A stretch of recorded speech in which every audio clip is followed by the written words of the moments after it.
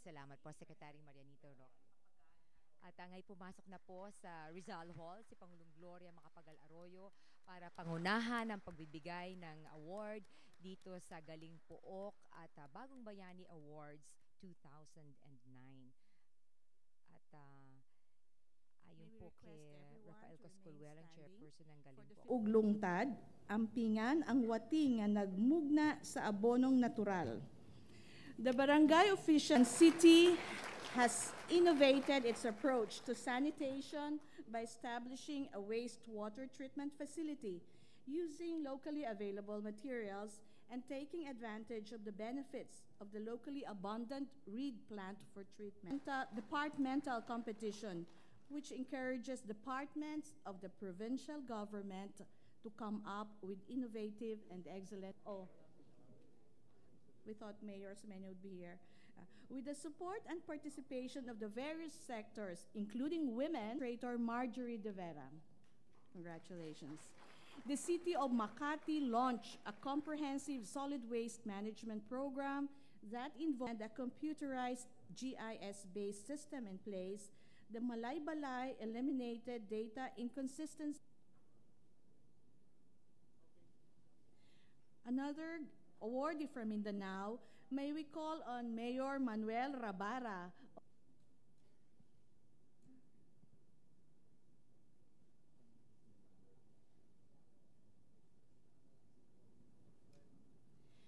Also from the National Capital Region, we have Quezon City for creating great public spaces, massive parks development to transform Quezon City into a garden. Sorry, Bistek.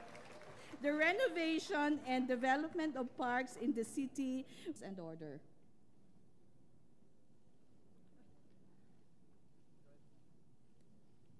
Another outstanding peace and development program for Mindanao joining this year's awardees is the Kalinaw Sarangani.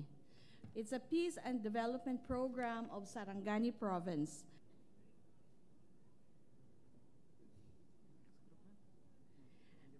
Again, from Mindanao, the next awardee is the Paraiso Himsog program of the municipality of Surala.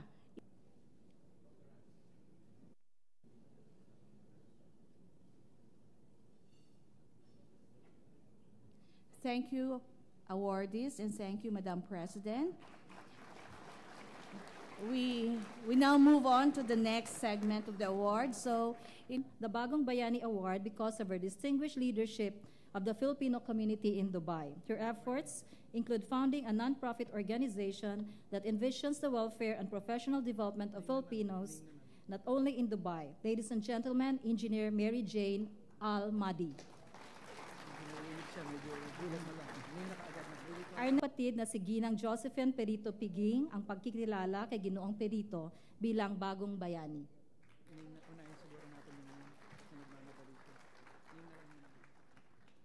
Our next awardee is considered the very foundation of what M.A. Al-Kawari establishment is today.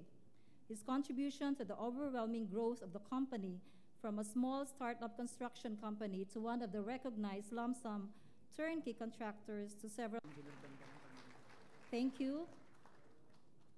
Engineer qualities earn him his respect and his present supervisorial position, as well as the trust and confidence of his employers and peers. He is seen as a true personification of the Filipino worker, put up Brunei's first English newspaper. The former Manila police reporter is the paper's resident historian and contemporary chronicler of Philippine-Brunei relations. In Milan, Italy, our awardee founded and was elected as the first president of Sodalis, a Filipino-Italian association organized to provide various socio-cultural assistance to Filipinos. Please join the president in presenting the award.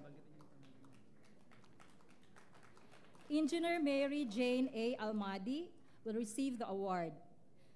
From among the awardees, she stands out as the most deserving to receive this highest recognition for her professional achievement in the field of engineering. Her tireless involvement in various social-civic activities and humanitarian acts are all geared towards the welfare of her beloved countrymen.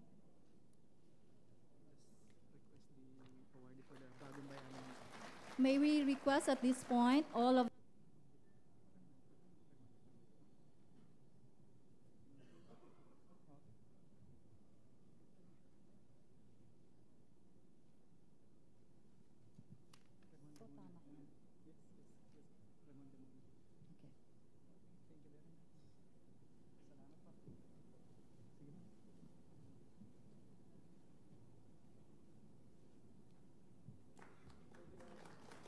Thank you very much.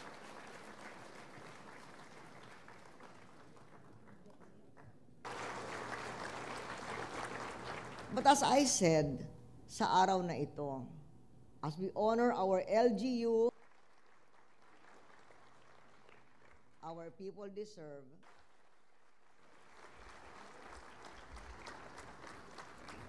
Thank you, Madam President, and congratulations once again to the awardees.